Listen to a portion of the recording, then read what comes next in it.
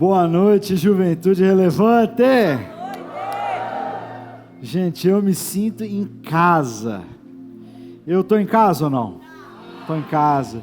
Estou em casa já. Eu não lembro qual é a edição da conferência que eu estou participando, já se é a quarta, é a quinta, eu não sei. Toda conferência eu estou aqui. Se vocês me convidarem, também não tem problema nenhum. Eu venho, sento lá com todo mundo para participar. Eu que já participo aqui há tanto tempo, desde quando eu era careca. Geralmente é o contrário, né? A pessoa não participa desde que eu tinha cabelo, aí vai perdendo cabelo. No meu caso foi o contrário, que Deus é um Deus de milagres, gente. Deus faz coisas novas na nossa vida.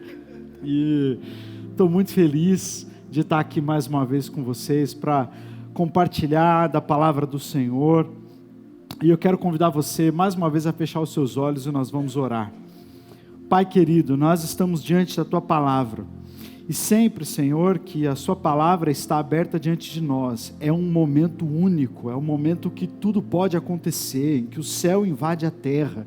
Ó Deus, o Teu Espírito invade os nossos corações. Então as nossas expectativas se elevam, Pai, para que aquilo que o Senhor tem a ministrar realmente caia no nosso coração e produza fruto para a Tua glória. E que vidas sejam impactadas, transformadas, com coragem para serem relevantes, ó Deus, no mundo em que vivemos. A nossa oração é essa, e sabemos, ó Deus, que o Senhor é poderoso para fazer infinitamente mais daquilo que pedimos ou pensamos, segundo o Teu poder que opera em nós. Nós oramos em nome de Jesus. Amém. Amém. Queridos, nós estamos falando nesses dias sobre a relevância do jovem cristão. E orando, trazendo à mente aquilo que o Senhor, perguntando ao Senhor, né, para que Ele comunicasse ao meu coração sobre o que ministrar. Algo veio muito forte, algo que eu tenho certeza que se você abrir o seu coração nessa noite, talvez algumas coisas comecem a fazer sentido que nunca fizeram antes. E se você abrir o seu coração, talvez algo aconteça que você estava esperando que acontecesse, e a sua fé vai sair daqui fortalecida em nome de Jesus. E a minha oração é para que essas pessoas saiam daqui para fazer grande diferença lá fora, para a glória do nome de Jesus. Eu coloquei o título da palavra seguindo o texto bíblico que está lá em Romanos, capítulo 1, dos versículos 15 a 17, que nós vamos ler daqui a pouco. Eu não me envergonho do Evangelho, mas como o pastor Fernando pregou o tu porém, né? Eu falei assim, eu vou entrar na onda do pastor Fernando. Aí eu coloquei, tu porém não se envergonhe do Evangelho. É porque assim, todo mundo aqui quer ser igual ao Fernando, entendeu? Eu já estou vindo aqui nessa nova versão com cabelo, prometo que no próximo ano eu venho de ciclista. Eu venho pedalando lá de Maringá, porque ele me inspira demais. Mas eu quero também agradecer pastor Aldo, pastora Rebeca, amigos do coração, a gente que tira férias junto com a família, com as crianças, né? A gente que tem tanto papo e vai a noite inteira e ainda falta tempo para nós. Eu estava compartilhando com o pastor Aldo que há pouco tempo eu estava ministrando uma palavra para líderes. E o tema era, líderes precisam de amigos. E enquanto eu escrevia e o Senhor falava comigo, o Senhor trouxe a vida do pastor Aldo, pastora Rebeca ao meu coração, e eu chorei escrevendo, chorei de saudade de vocês, chorei de gratidão a Deus, porque tem pessoas que Deus nos dá o privilégio de conhecer, de ser colega, mas tem pessoas que Deus nos dá o privilégio de termos uma aliança, e nós temos uma aliança.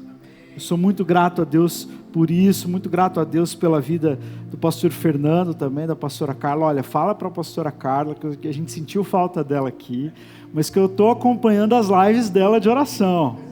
É uma bênção, aquela mulher é fogo puro na terra.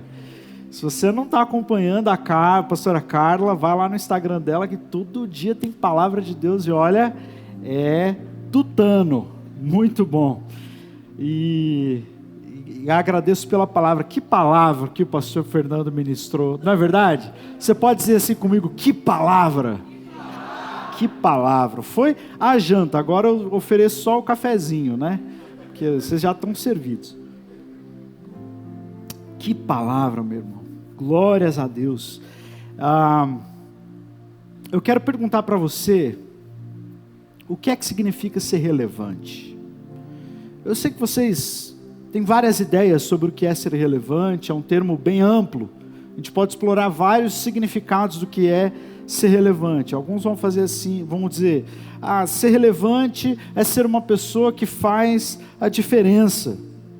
Pode ser, mas tem gente que faz diferença, uma diferença ruim no mundo, não é verdade? Será que essa pessoa é uma pessoa relevante, se ela faz a diferença para o lado ruim?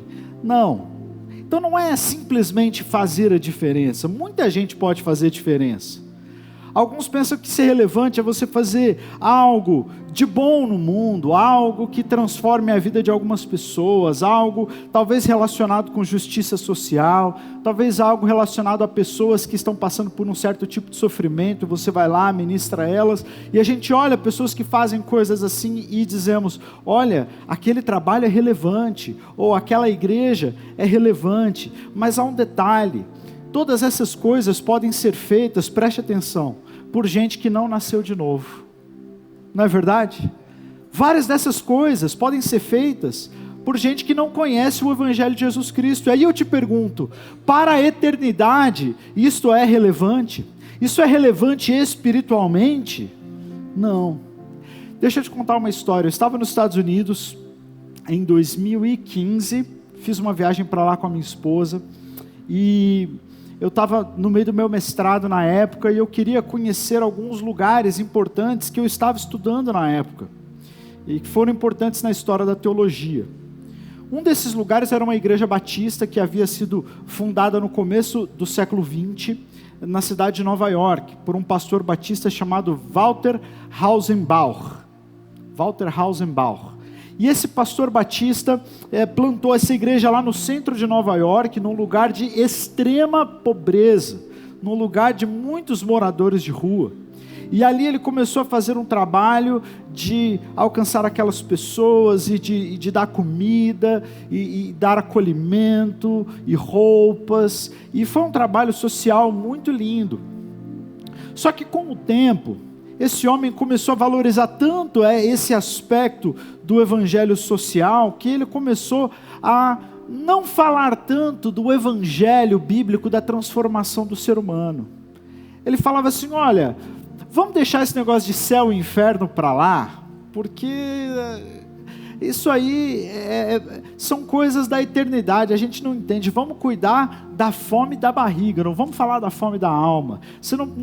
Precisamos falar aqui do nome de Jesus. Se a gente falar no nome de Jesus, muita gente não vai gostar, então vamos só cuidar das pessoas. E aí ele foi se distanciando do evangelho bíblico, da missão bíblica de fazer discípulos de Jesus, que não é só mandar almas para o céu, nós temos que alimentar também o faminto, mas nós temos que pregar o evangelho. E esse homem começou a fazer então uma certa clivagem, uma separação. Não, eu vou cuidar do social, eu vou cuidar do corpo, eu vou cuidar aqui da vida nessa terra, e outros que cuidem da eternidade. E havia também uma outra igreja na mesma Nova York, só que mais ali para cima na Times Square. É a Times Square Church. Foi liderado por um homem chamado David Wilkerson. E David Wilkerson foi um cara que impactou a minha vida de uma maneira tremenda. David Wilkerson, ele era um homem, um pastor poderoso na palavra, pentecostal, e o ministério dele era entre as gangues de Nova York. Então por muitas vezes ele foi ameaçado, muitas vezes ele tinha que dormir nas praças, ele evangelizava, tirava os drogados das ruas, tirava as pessoas das gangues, e eles criaram um lugar ali onde aqueles jovens podiam se reabilitar, e ali ele pregava o evangelho para eles, e eles iam sendo salvos, eles iam sendo transformados, e eles iam transformando a sociedade. Veja só, 2 pastores na mesma cidade, trabalhando com os mesmos grupos, ou o mesmo grupo de pessoas, os marginalizados, só que um focava só nas necessidades básicas, humanas, na justiça social, enquanto o outro focava em pregar o evangelho que abarcava a vida toda. Quando eu cheguei lá em 2015, eu fui visitar essas duas igrejas, e eu falei, eu quero ver como são essas igrejas hoje. Eu cheguei na igreja do Walter Hausenbach, né, que é esse pastor batista, e quando eu cheguei no endereço, para minha surpresa, não havia mais igreja lá. O prédio estava lá, havia uma pedra escrita em alemão, esta é a pedra, sobre essa pedra eu construirei a minha igreja. Só que não funcionava mais uma igreja ali, funcionava agora uma boate LGBT. Triste. Aquele trabalho que parecia tão relevante, sem o evangelho, pereceu. E aí eu fui então para Times Square Church, e quando eu cheguei lá, eu vi uma igreja maravilhosa, cheia de pessoas, e um coral maravilhoso cantando, e de repente, naquela atmosfera maravilhosa do Espírito Santo, um homem tomou o microfone, e foi lá na frente e disse, eu quero dar aqui o meu testemunho.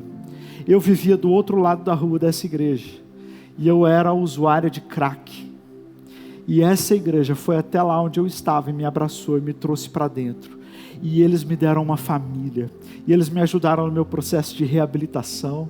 Aí eu comecei a trabalhar como zelador aqui da igreja, e hoje, aí depois eu comecei a cantar no coral, e hoje eu estou aqui falando no microfone, é o melhor dia da minha vida, e a igreja toda celebrando ao Senhor Jesus.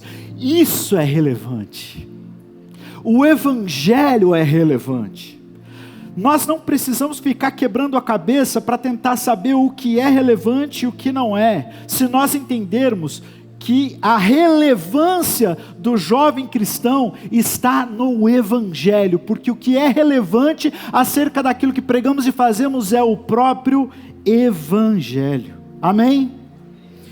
Tem uma citação do pastor John Piper, que há muitos anos eu conheci, vendo uma pregação dele no Passion. Eu acho que foi lá para os anos 2000, é bem antigo o vídeo, mas é maravilhoso. O tema da pregação dele nesse vídeo é Don't waste your life, não desperdice a sua vida. E ele diz o seguinte, se você deseja fazer grandes coisas para o Senhor, você não precisa dominar muitas coisas, mas saber algumas poucas coisas e ser dominado por elas. Se você deseja impactar o mundo com a sua vida, você precisa conhecer o evangelho e ser dominado por ele. Você precisa conhecer o evangelho e ser dominado por ele. Eu quero te dizer nessa noite, meu irmão, Deus te trouxe aqui para que você seja impactado, capturado pela beleza e a grandeza do evangelho, e você sai aqui saturado deste evangelho, este evangelho que te fará relevante na sociedade e na sua vida. Amém?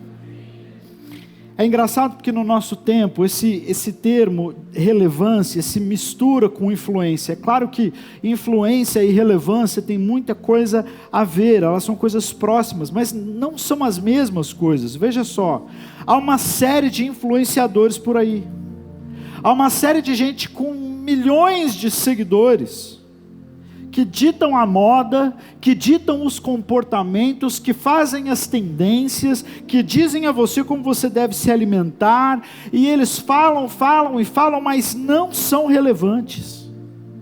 Nós vivemos num mundo de ídolos humanos caídos, sepulcros caiados, gente que é uma vergonha para o evangelho, e eles estão aí. Quando você abre o seu Instagram, eles estão lá, um do lado do outro, para a vergonha de Deus, levando os seus milhões, milhares de seguidores para o abismo. Lucas 6,39 nos lembra, pode um cego guiar outro cego? Não cairão os mesmos, ou os dois, no abismo?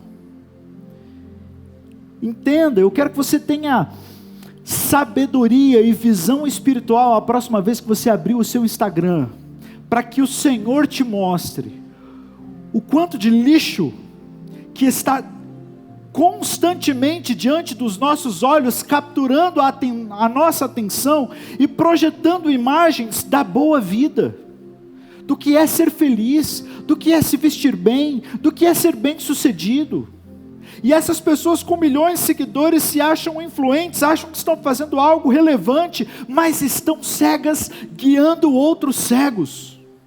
E nós as aplaudimos, e quantas vezes nós aplaudimos homens que o céu não está aplaudindo? Nós levantamos pessoas, as quais Jesus olha e diz: afasta de mim. Isso é muito sério, porque há uma batalha por relevância, há uma batalha por influência. O mundo opera nessa lógica, mas quem não conhece a essência do Evangelho, buscará obter influência, ganhará seguidores, mas será espiritualmente relevante. Se você não é saturado pelo Evangelho, quando você buscar influência, você pode até ganhar seguidores, mas você vai ser espiritualmente irrelevante. Então, como que você faz para ser espiritualmente relevante? Não depende de quantas pessoas seguem você. Depende sim, o quanto você segue a Jesus com toda a sua alma. Consegue entender isso? Quem está entendendo, diga amém. Ser espiritualmente relevante não é sobre o quantas pessoas seguem você, mas o quanto você segue a Jesus com toda a sua alma. O que eu quero que você entenda nessa noite é que o Evangelho de Jesus é o poder sobrenatural que me torna relevante num mundo sem Deus. Eu vou repetir para você anotar. O Evangelho de Jesus é o poder sobrenatural que me torna relevante para um mundo sem Deus. Não são as suas capacidades, não são as suas conexões, não é o network que você faz, nem o dinheiro que você acumula nessa terra, nem o quanto de seguidores que você tem, nem se você tem um canal no YouTube, nada disso. É o Evangelho do Senhor Jesus. Este é o poder sobrenatural que te faz relevante no mundo sem Deus. O texto que nós vamos ler está ali em Romanos, no primeiro capítulo, versículo 15 até o 17. O texto vai ser projetado aqui na tela, mas você pode abrir aí se você está com a sua Bíblia. E eu quero que, se você puder, você grife estes versículos, se eles ainda não estão grifados na sua Bíblia, porque você vai aprender hoje que esse versículo contém um resumo do Evangelho de Jesus, um resumo do plano de salvação. E se você aprender este versículo e memorizá-lo, você sempre que tiver dúvida sobre o que é o Evangelho, você vai poder voltar a ele e vai poder aprender. O texto diz assim: por isso, estou disposto a pregar o Evangelho, também a vocês que estão em Roma. Eu não me envergonho do Evangelho, porque é o poder de Deus para a salvação de todo aquele que crê, primeiro do judeu e depois do grego.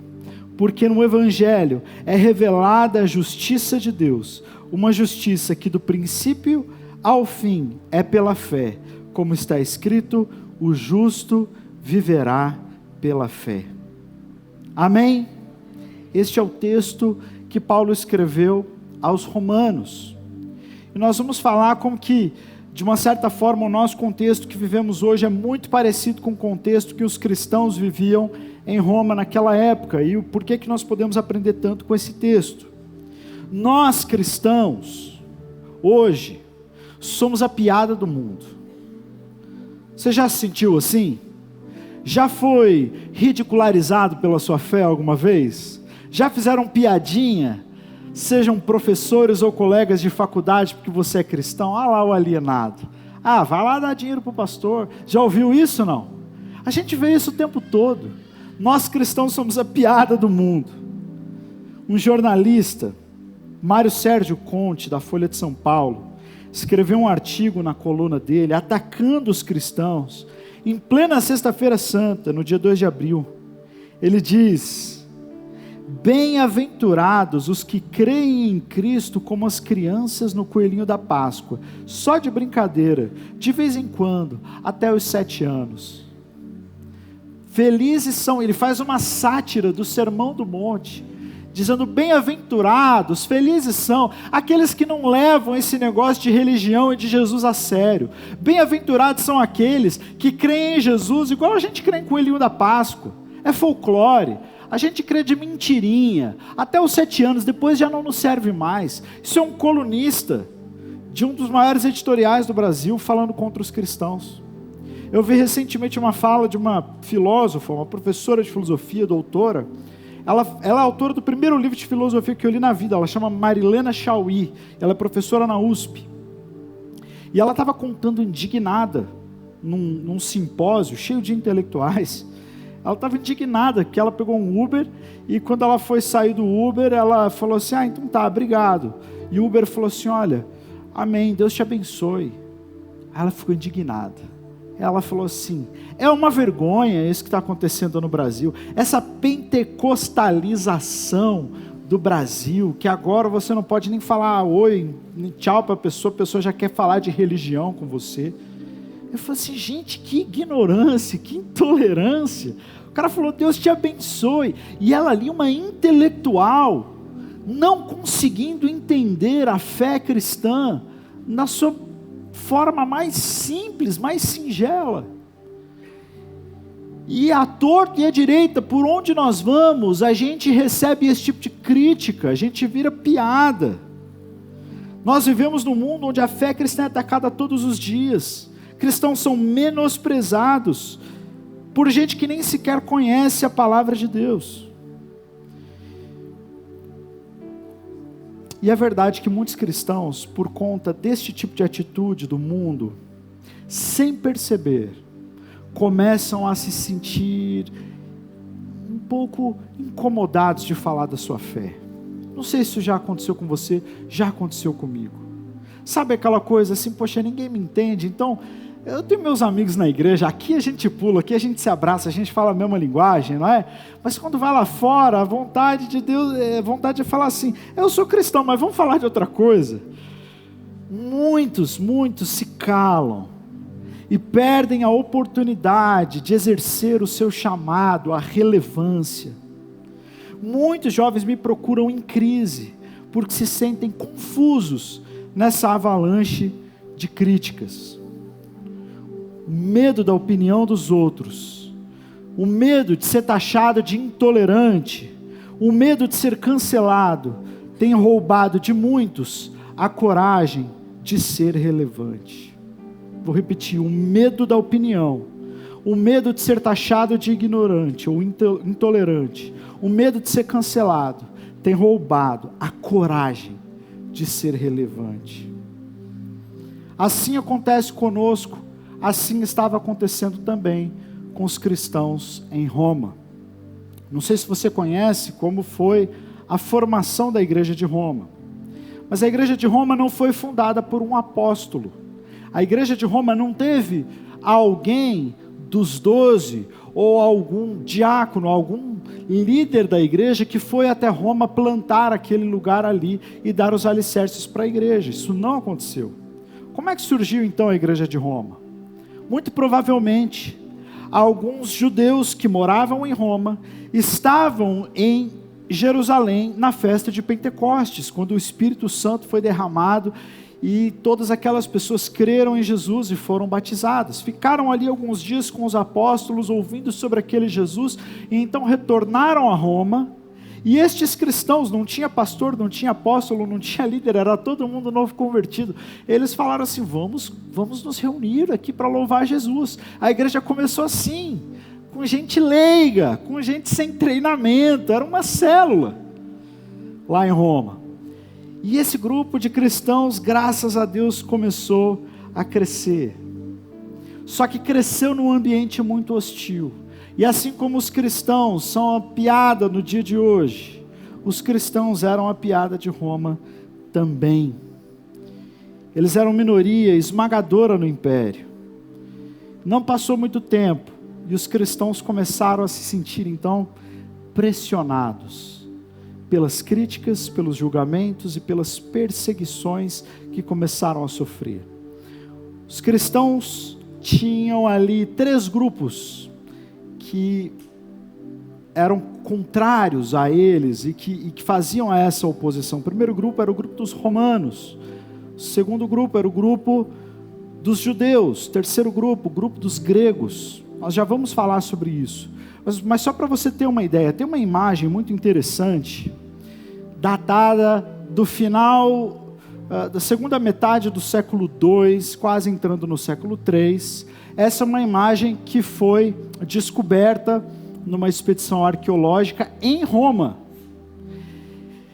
E é um grafite, né, conhecido mundialmente. O nome desse desenho é Alexamenos adora o seu Deus. É isso que está escrito aqui nessas letras, né? Alexamenos adora o seu Deus. E você consegue ver o que está na imagem. Você vê um homem, o Alexamenos é o nome dele, um nome grego, adorando um crucificado, alguém que está crucificado, mas este que está crucificado tem a cabeça de um asno.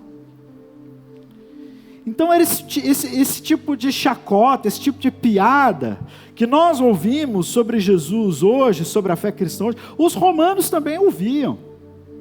Eles também passavam por isso. E aí então, os cristãos eram constantemente mal compreendidos por esses três grupos, romanos, gregos e judeus. Só para você entender, para os romanos, os cristãos eram um grupo obscuro e rebelde. Os cristãos representavam um tipo de sistema político que ameaçava a estabilidade da sociedade romana.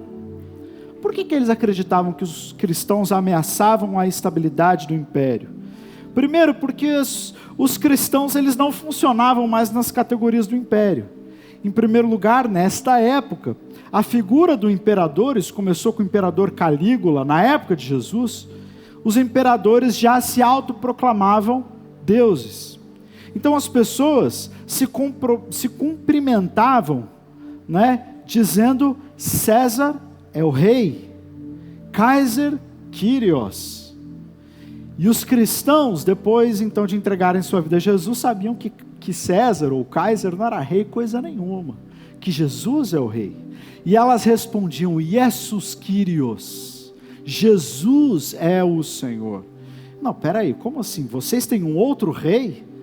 Não é? Então isso trazia uma certa animosidade. Eu passei por isso algumas vezes lá no Nepal, porque no Nepal as pessoas se cumprimentam dizendo Namastê, né? O cumprimento hindu, Namastê. Namastê significa o Espírito que está em mim saúda o Espírito que está em você.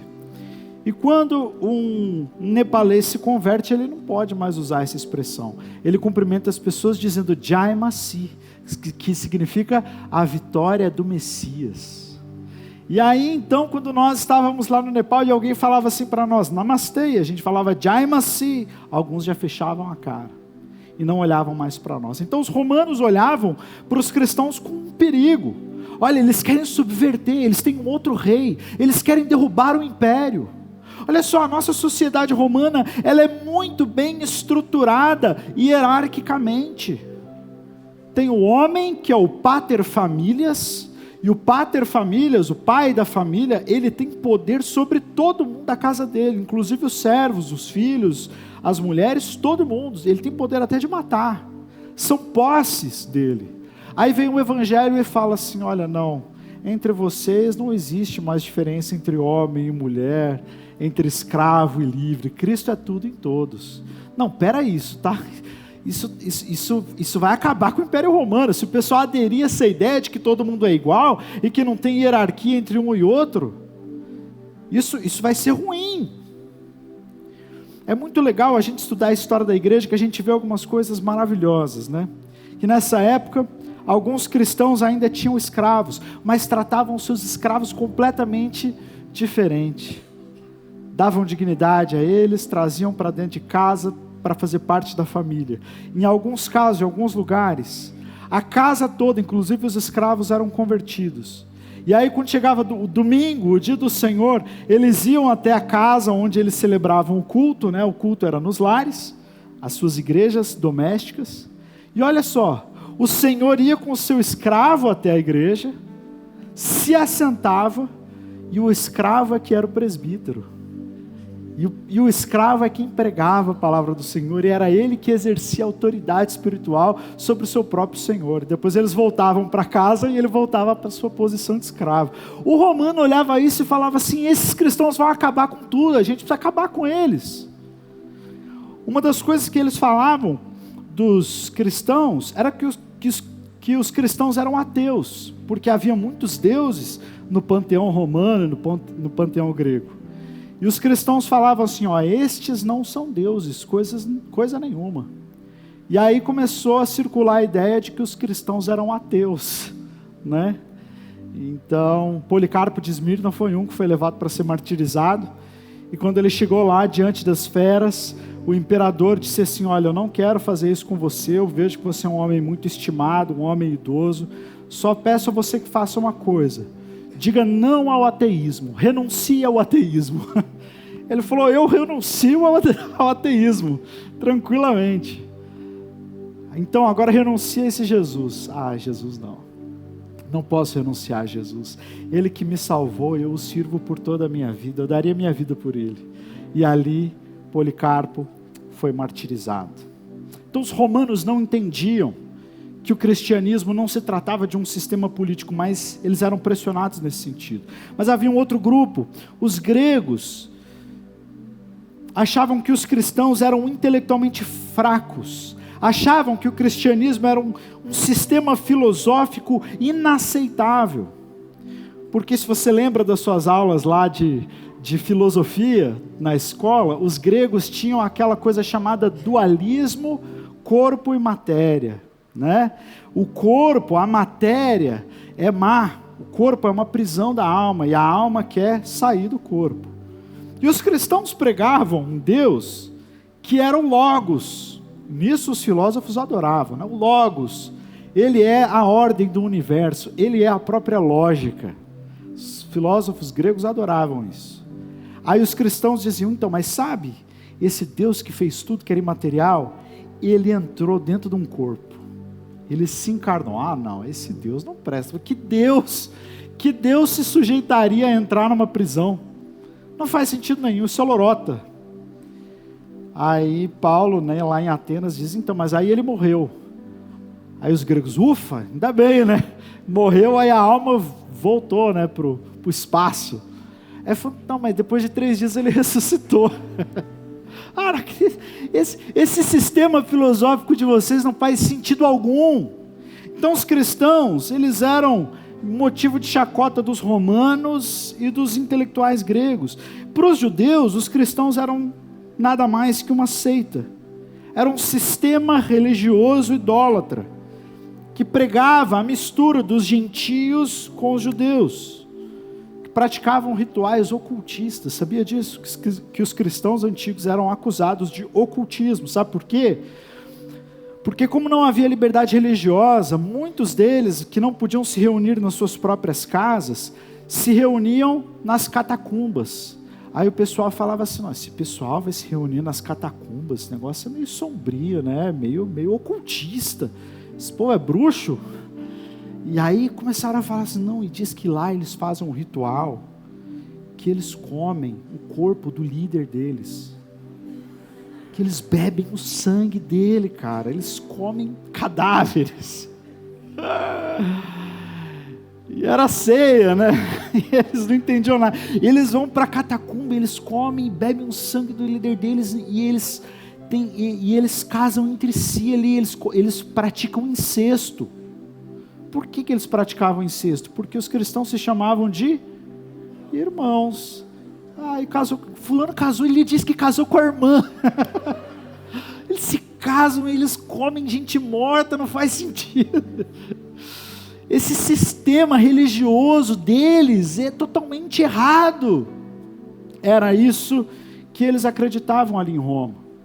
E os cristãos de Roma, então, por conta dessa pressão, começaram a se retrair.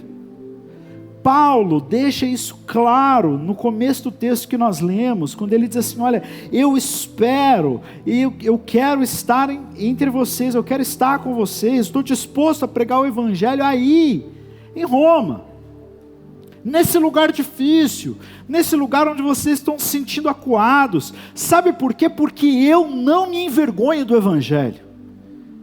Vocês podem dizer para os romanos que o Evangelho não se trata de um sistema político, de obtenção de poder. O Evangelho não se trata de subir aos altos cargos da política, de uma nação ou de um império.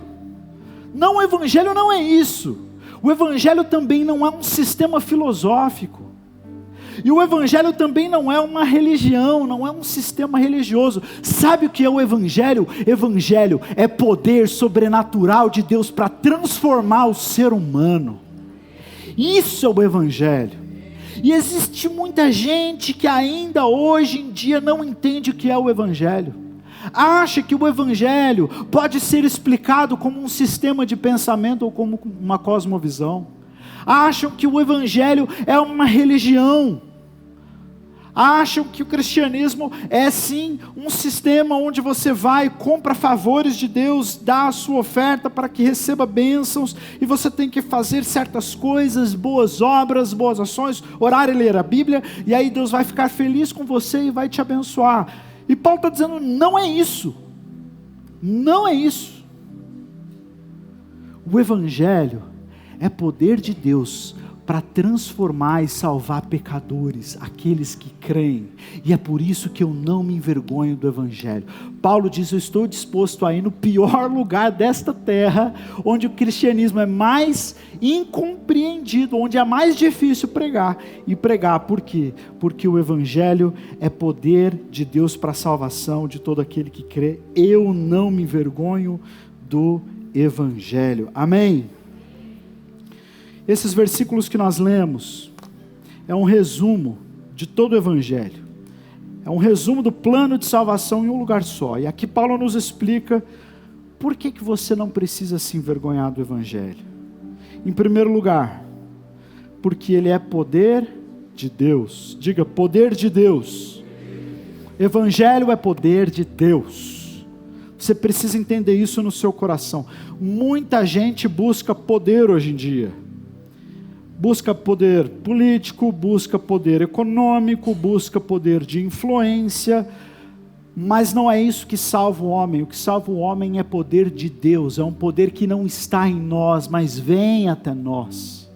É poder de Deus, não é ideologia política, não é sistema de pensamento, não é sistema religioso. É poder de Deus. Quando nós nos encontramos com o Senhor, algo sobrenatural acontece, Ele nos transforma de dentro para fora e nós nascemos de novo, para nunca mais morrermos. Isso é o Evangelho. Mas ele não é só poder de Deus, ele é poder de Deus, mas em segundo lugar, ele é para salvação. Diga, para a salvação. Quando diz que é poder de Deus para a salvação, tem uma ideia que fica subtendida aqui, que o homem é pecador, que o homem precisa ser salvo. E quando nós conversamos com as pessoas hoje em dia, elas não acreditam que precisam ser salvas de alguma coisa. Quando a gente fala de pecado, a pessoa fala assim, não, faz aquilo que você quiser, que te faz feliz. Né? Tem um monte de frase aí, que o povo curte, se te faz feliz não é errado, não é? Aí o Hitler dá uma curtida nessa foto. Faça o que te faz feliz. Se te faz sentir, faz sentido. Está cheio disso aí. Não é? Por quê? Porque não tem pecado. Porque não existe certo e errado. Porque isso é cada um por si. Isso aí você vai estar impondo o seu jeito de pensar. E ainda acusam a gente, dizendo assim, olha, você não tem direito de dizer a uma pessoa como ela deve viver. Aí você pergunta, e você não está fazendo exatamente a mesma coisa comigo? Me dizendo o que eu posso ou não posso fazer? Não é verdade? Mas se o Evangelho é poder de Deus para salvação, significa que o ser humano não pode se salvar do pecado por si só. O ser humano não pode se salvar a si mesmo. Nós estamos mortos em delitos e pecados, até nos encontrarmos com Cristo Jesus. E essa é uma realidade, em terceiro lugar, que é para todo o que crê. Por quê? Porque a salvação não é por obras, mas pela graça de Deus e por meio da fé. Então o evangelho ele é poder de Deus para salvar aquele que crê, primeiro o judeu e depois o grego. E aqui ele está dizendo, todos precisam de salvação. Todos. É engraçado que ele coloca primeiro o judeu e depois o grego, porque ele coloca até os judeus no mesmo barco, né? Os judeus que haviam recebido os profetas, as escrituras, os judeus que tinham vivido e recebido as revelações de Deus e haviam saído do deserto, que tinham Abraão por pai. Paulo está dizendo, até eles mesmos, se não tiverem Cristo, estão perdidos. Todos, gregos, judeus, brasileiros, romanos, gentios, bárbaros, citas, todos estão perdidos e precisam se encontrar com o Senhor Jesus, porque essa é a única saída, essa é a única maneira de sermos salvos, essa é a única maneira de experimentarmos a vida eterna, é através do evangelho de Jesus. E o mundo pode dizer o que for, não muda a realidade da palavra de Deus. Não se envergonhe do evangelho, porque quando você defende o evangelho, você não está defendendo o sistema político, você não está defendendo religião. Não se envergonhe do evangelho, porque quando você está defendendo o evangelho, você não está defendendo o sistema de pensamento, você não está defendendo placa de igreja nem denominação, você está dizendo, é um Deus que ama o mundo e que provê salvação através do sacrifício do seu Filho. Esse é o evangelho, e é por isso que eu não me envergonho dele. Agora, se os cristãos eram a piada do mundo, a piada em Roma, Paulo era o escândalo da graça. Paulo foi seguramente, depois de Jesus, a pessoa mais relevante de todo o Novo Testamento. Você lembra da história do apóstolo Paulo? Ele que foi capturado pelo poder do evangelho. E por isso ele podia dizer, eu não me envergonho dele. Paulo era perseguidor da igreja, mas terminou a história como apóstolo de Cristo, plantador, pregador de igrejas em todo o mundo conhecido. Entenda uma coisa, a coragem de Paulo não vinha da sua erudição, não vinha do seu conhecimento, nem da sua cidadania romana. Ele sabia que o evangelho não era sistema político ou religioso ou filosófico. Paulo sabia que o poder de Deus, o evangelho, era aquilo que ele havia experimentado na estrada para Damasco. Aquilo que ele experimentou na estrada para Damasco foi o que o transformou. Quando foi, meu irmão, quando foi, minha irmã, que Jesus te encontrou? Quando foi, meu irmão, minha irmã, talvez tenha sido aqui nessa igreja ou em outro lugar ou lá na sua casa, mas quando foi que você se viu sozinho, na presença do Deus vivo, e Ele olhou para dentro da sua alma, e colocou a mão dEle sobre você, e te curou de todas as suas mazelas, te lavou dos seus pecados, e disse, a partir de agora, você é meu filho, você é minha filha. Você se lembra desse dia? Você se lembra desse dia? Você se lembra da sua transformação? Você consegue imaginar onde você estaria se Cristo não tivesse te encontrado no caminho para Damasco? Você consegue imaginar como estaria a sua vida? Talvez nem aqui você estaria tão pouco vivo. É disso que você tem que se lembrar quando você pensa em ser relevante. Porque a única coisa que você pode fazer pelo mundo de modo relevante é pregar o evangelho da transformação em Jesus Cristo. Nós somos a igreja do Senhor Jesus.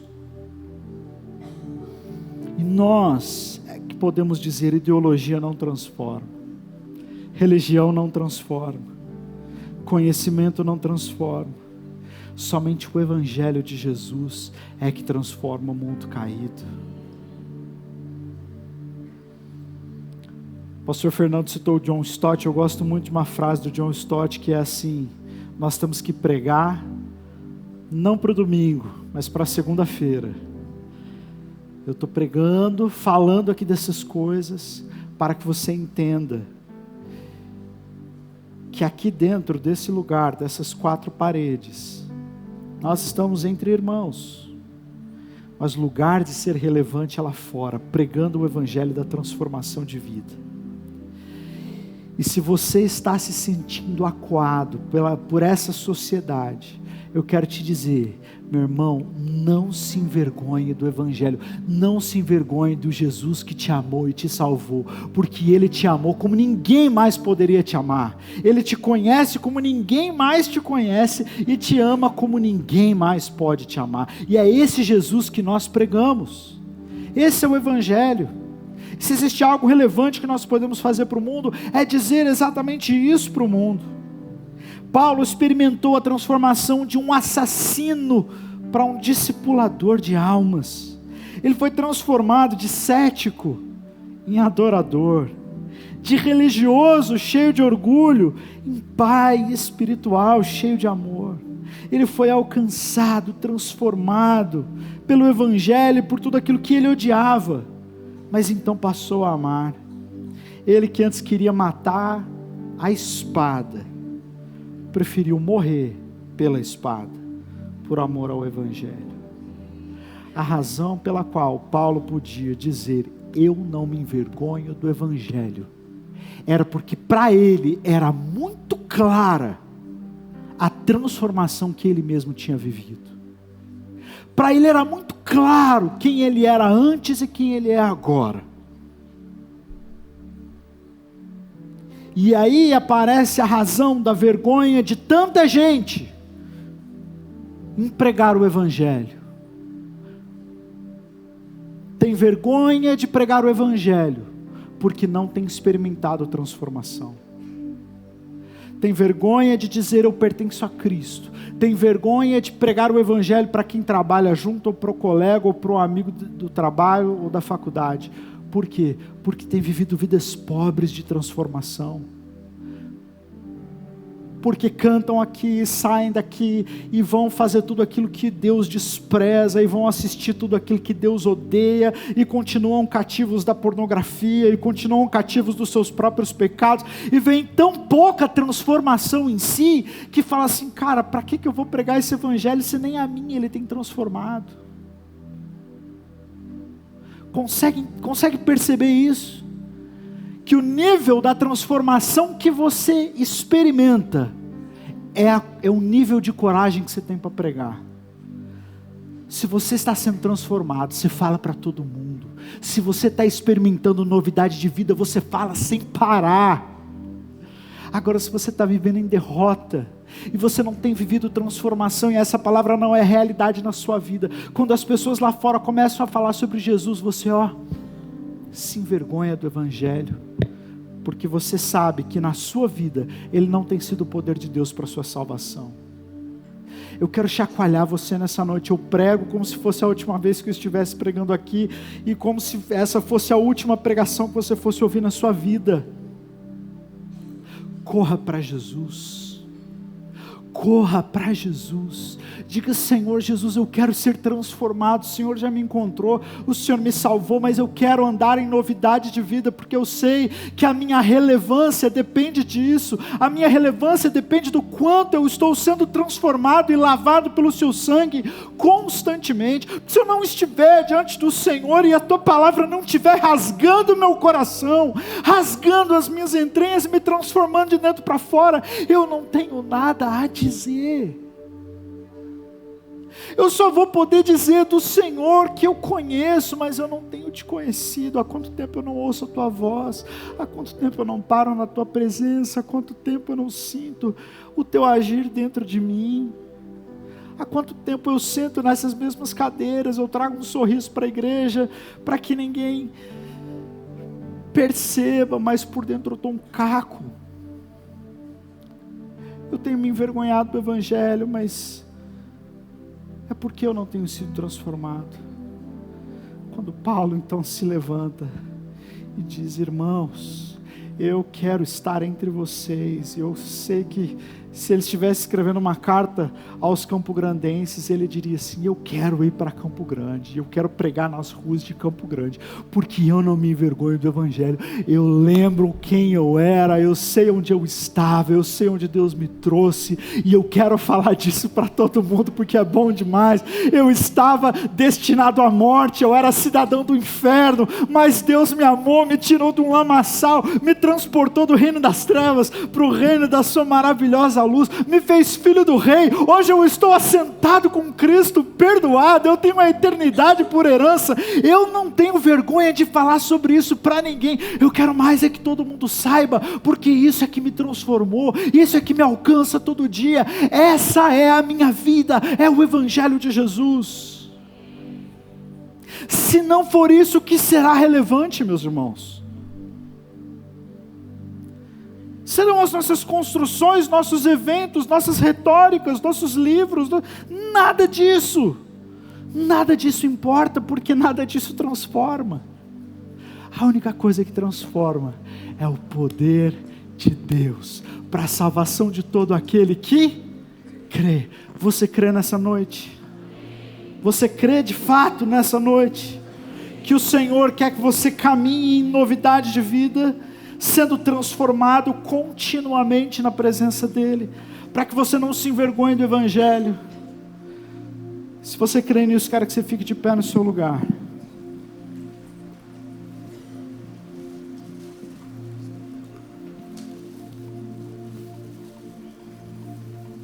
Quero que você, com os olhos fechados, coloque a mão no seu coração e diga: Senhor Jesus, eu estou aqui para dizer que eu desejo mais uma vez ser encontrado pelo poder transformador do Evangelho de Cristo, para ser relevante. Pai, eu sei, Senhor, que o Senhor nos trouxe aqui nessa noite para falar ao nosso coração.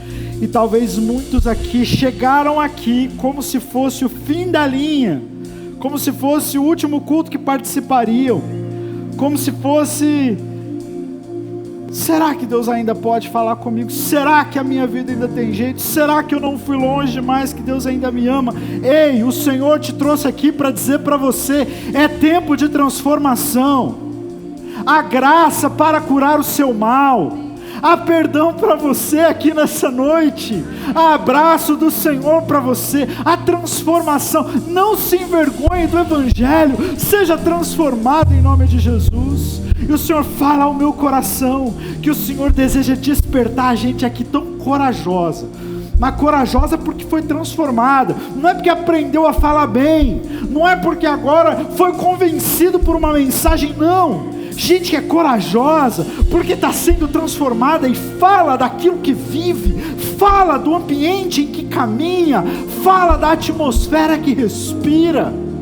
E Deus vai levantar aqui nesse lugar gente relevante, gente corajosa, e mais só do que gente relevante, mas gente revelante, gente que revela a glória do Senhor por onde passa, gente que revela a transformação de Deus por onde vai, gente que revela o Espírito Santo ao coração das pessoas. Em nome de Jesus, que o Senhor nessa noite, Pai, eu oro, alcance cada vida aqui com um desejo genuíno e profundo de te conhecer mais e mais, como o pastor Fernando falou, crescer para baixo, Senhor, gente com alicerce, gente com desejo de cair prostrado na tua presença de joelhos e dizer: Senhor, eu quero me apaixonar pelo Senhor mais uma vez, eu quero voltar à essência da adoração, eu quero voltar ao caminho, Senhor, eu quero me arrepender, eu quero ser transformado mais uma vez, Deus.